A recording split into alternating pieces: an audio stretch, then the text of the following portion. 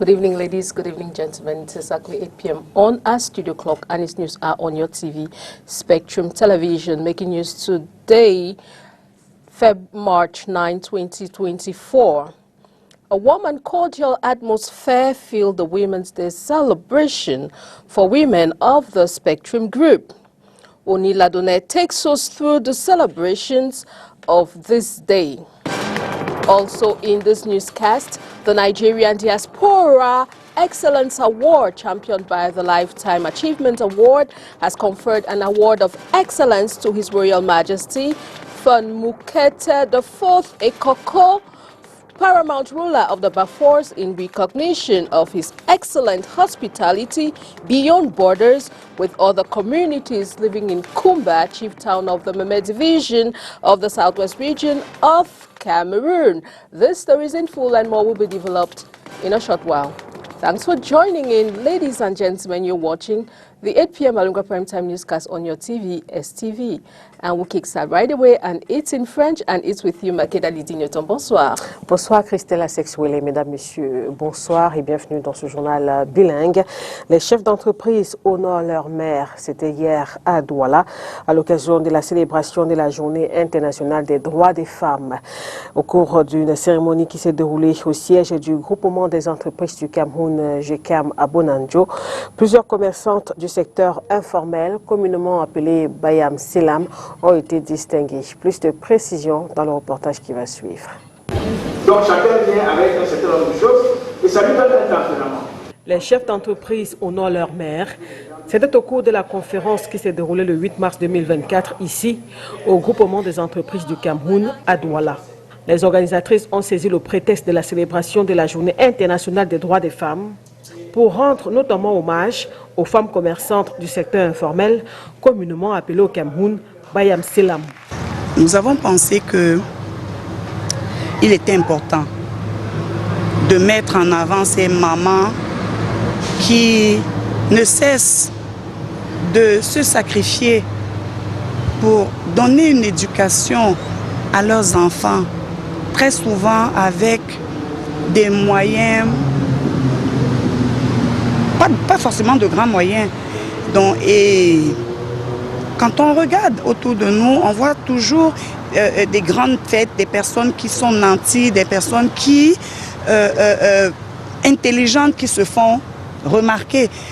Et pourtant derrière, on a également une autre catégorie de femmes, les Bayam Selam. Donc aujourd'hui, nous avons pensé qu'il fallait également les mettre en avant, sachant que si aujourd'hui les Bayam Selam décidaient d'arrêter leur travail, je suis certaine qu'un seul jour suffirait pour que la société crie au secours. Et c'est là l'importance de ces femmes. Pourtant, on ne les met pas toujours en avant. Donc, à l'occasion de la célébration de cette fête de la femme, nous avons pensé qu'il fallait les honorer. Il fallait leur dire merci pour tout le sacrifice, pour tout ce qu'ils font, pour que leur environnement, la société tout entière se porte bien. Exposé.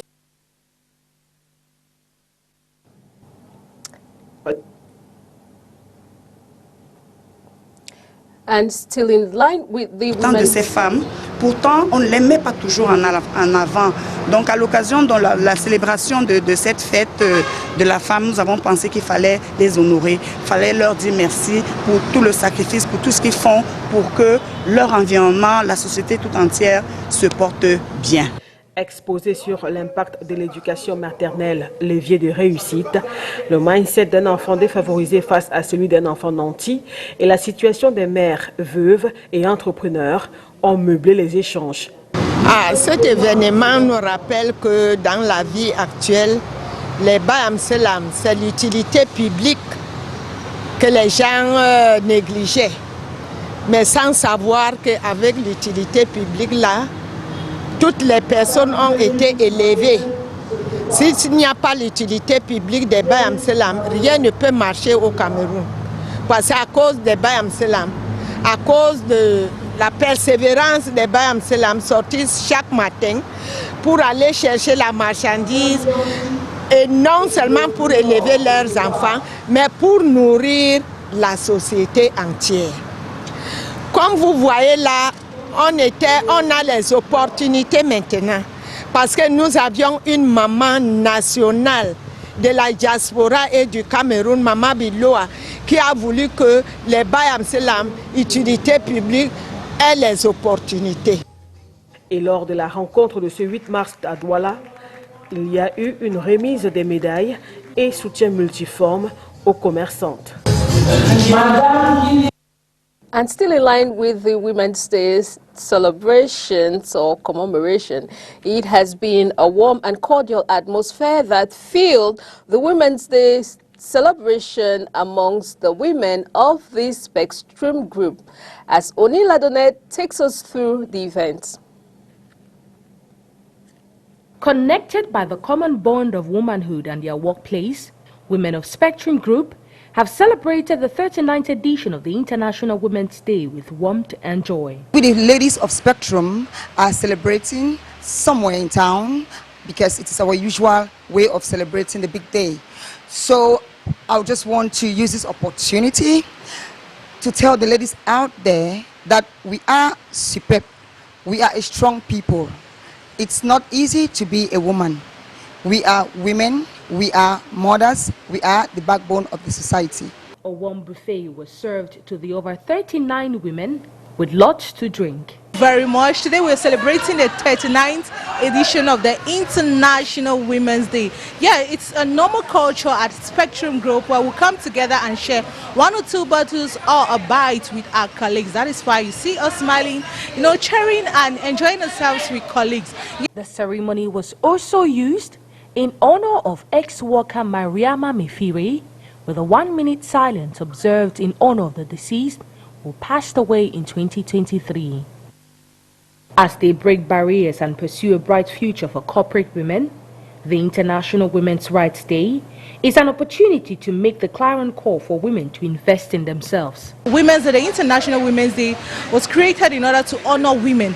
There's something I turn to admire about this year Women's Day is based on its theme that says invest in women, accelerate progress. Now, what women need to understand is we don't need men to invest in us in order for us to take that step. We need to start investing in ourselves. We need to invest in our girl child. We need to invest in our children for them to have a better future tomorrow. So let's come together as women. Let's empower ourselves. Let's motivate ourselves. Let's inspire ourselves for our children. If no one has ever told you, I just want to tell you today that you are a special person.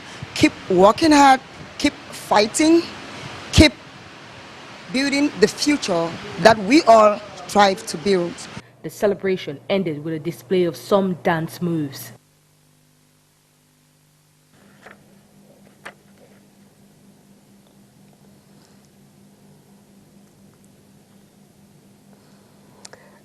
Away from that warm ambience there from the Spectrum Group women, we now take you over to the Meme division of the Southwest region of Cameroon, precisely in Kumba, where the Nigerian Diaspora Excellence Award, championed by the Lifetime Achievement Award, has conferred an award of excellence to His Royal Majesty Fon Mukete IV Ekoko, paramount ruler of the Bafo people, in recognition of his excellent hospitality beyond borders with other communities living in Kumba, chief town of the Meme division of the Southwest region of Cameroon. Let's listen to His Royal Majesty Mukete IV Ekoko as he reacts after receiving this award. Thank you for this interview. It is a glorious day. I am so touched by this gesture. It's always nice to be honored, but I wasn't expecting it. And the Nigerian diaspora, especially, very close to my heart, just as Nigeria is also, for historical reasons. To have them recognize and award this achievement award, Lifetime Achievement Award, to me, it's a great honor indeed. And this day, particularly Women's Day, where we've just come celebrating and also see the Nigerian women parading, marching together with Cameroonians on Women's Day right here in Kumba was again a reminder of how close a relationship Nigeria and Cameroon have. And today, the Diaspora magazine chose to use me as a means to again show the closeness of that relationship. I want to, ladies and gentlemen of the press, I want to particularly draw your attention to the part Kumba plays in that relationship. Kumba, as you know, has for a long time, even in my father's time, even in my grandfather's time, Kumba was the main stopping point for Nigerian investment. And the palace was a key player in fostering that relationship. And we are celebrating that. And in my reign, I'm just continuing what I received, which is to continue the very close relationship with the Nigerian community. An award like this just goes to encourage me to do more and to really enhance that relationship. I want to thank you, ladies and gentlemen of the press, for also coming here today to witness the ceremony and to see with your own eyes the award which is here and showing display to you. And I hope that as you expand on this story, you bring out the essence of the Nigeria-Cameroon relationship and that friendship which is legendary and shall continue. Thank you very much. Économie à présent dans ce journal. En 2022, les Pays-Bas ont notamment capté 26% des parts de marché, ce qui fait de ce pays d'Europe le premier client du Cameroun au cours de la dite année. L'information a été récemment rendue publique par l'Institut national de la statistique. Plus de détails avec vous, Inès Pangan. Les Pays-Bas, premier client du Cameroun, avec près de 26% de parts de marché pour des produits d'une valeur de plus de 930 milliards de francs CFA importés du Cameroun au cours de l'année 2022. Ce pays d'Europe détrône la Chine reléguée au 6e rang derrière l'Inde, la France, l'Espagne et l'Italie. L'information est contenue dans le rapport sur le commerce extérieur du Cameroun, publié par l'Institut national de la statistique au cours de ce mois de février 2024. Les exportations vers les Pays-Bas sont majoritairement composées des huiles brutes, de pétrole, du cacao en fève, du gaz naturel liquéfié et de la pâte de cacao, représentant au total environ 97% des exportations vers ce pays en 2022. Les Pays-Bas sont suivis de l'Inde qui a saisi plus de 14% des exportations du Cameroun pour une valeur de plus de 493 milliards de francs CFA constituée principalement des huiles brutes de pétrole, du gaz naturel liquéfié et du coton brut. La France occupe la 3e place avec 9% des parts de marché.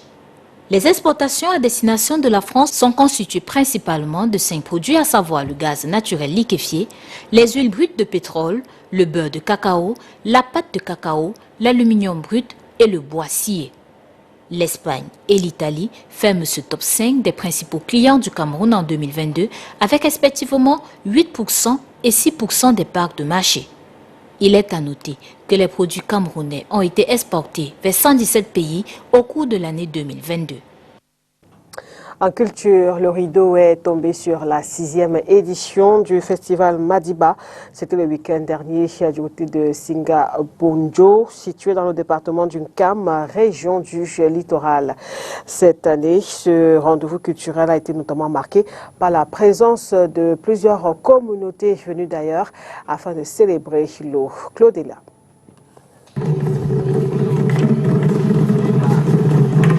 La 6e édition du festival Madiba a connu son apothéose ce dimanche 3 mars à Sigabonjo.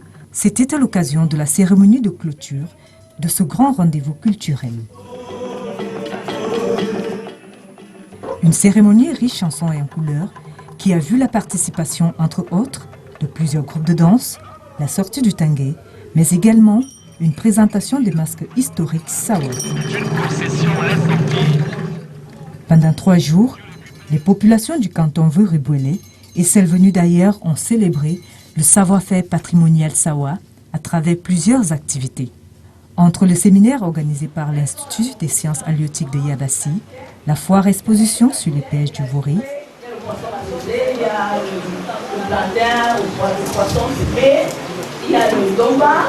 s'il y a un message particulier, je vais tout simplement réitérer que les ressources halieutiques que nous avons dans la vallée du Nkam constituent une énorme ressource que même nos populations ignorent. Je vais prendre pour exemple la palourde, que soit même la ressource en eau. Et si nous voulons exploiter ça de façon durable, il faut qu'elle soit préservée.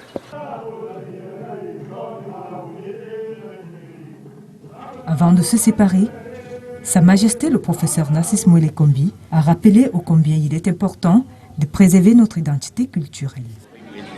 Nous sommes ici dans le canton Vori-Wélé. Nous voulons rendre hommage au fleuve Vori. De par son importance historique, il n'échappe à personne que si le Cameroun existe aujourd'hui, en tant qu'appellation et en tant que pays, en tant que nation, en tant que contrée, c'est bien parce qu'il y a le fleuve Vori, qui est la matrice originelle, génitrice, fondatrice, fécondatrice, fertilisante du concept Cameroun. Historique parce que, comme vous le savez, les traités germano-douala et ceux qui s'en sont suivis, notamment le traité germano-vori, conclu sur les berges du Vori en 1857, le rendez-vous a donc été pris pour la 7e édition du festival Nadi. C'est ces traités qui ont permis l'entrée du Cameroun dans l'histoire moderne.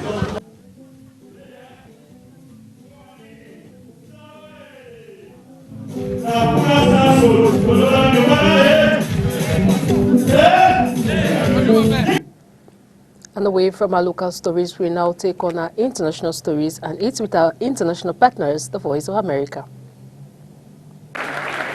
Amplifying the voices of women globally, First Lady Jill Biden welcomes the 2024 Women of Courage awardees. Among them, Ugandan journalist and lawyer Agatha Atuhaire.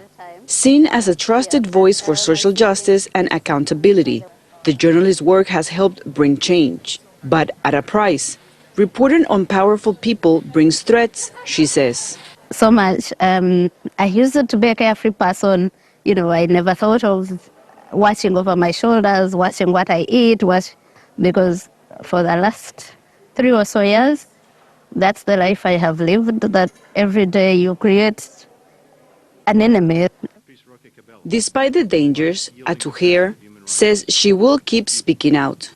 Because if you are fearful, you're going to live in that fear forever and in those conditions that you would want to talk about. But what's the worst that can happen if you spoke? You know, you could probably die, but you would have inspired someone else to speak up. Journalists, especially female reporters, are increasingly singled out for attack, said media analysts. And we see that happening more for women than we do for men. In addition, what we are seeing these days is the targeting of women for mis- and disinformation campaigns. In countries like Afghanistan, women's voices are falling silent. The Taliban return largely removed women from media, restricted their travel, and imposed strict dress codes that make work difficult. We see the basic inability of them to be part of the news industry. Therefore, we are missing that voice, although there are certainly incredibly brave women who are daring to report from those countries so that we can get those stories. Those able to report say their work can have a powerful impact.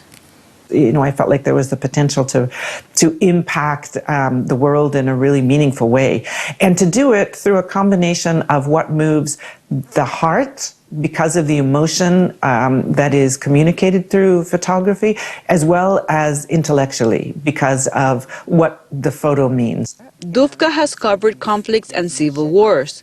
She was one of the few women in her field during her career. Secondly, I wanted to add to the historical record of the conflicts covered, some of them which were and continue to be chronically undercovered or underrepresented in the media, and also to contribute to the role of women in photojournalism. With studies showing female journalists targeted with threats and harassment, advocates want to bridge the gap. Their focus, more women in newsrooms and better support and protections. Cristina Caicedo Smith, VOA News.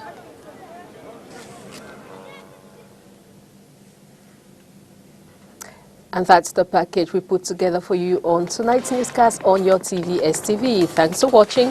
Enjoy the rest of your evening in company of amazing programs on your TV, STV. Good night. Good night, Makedali Tignoton.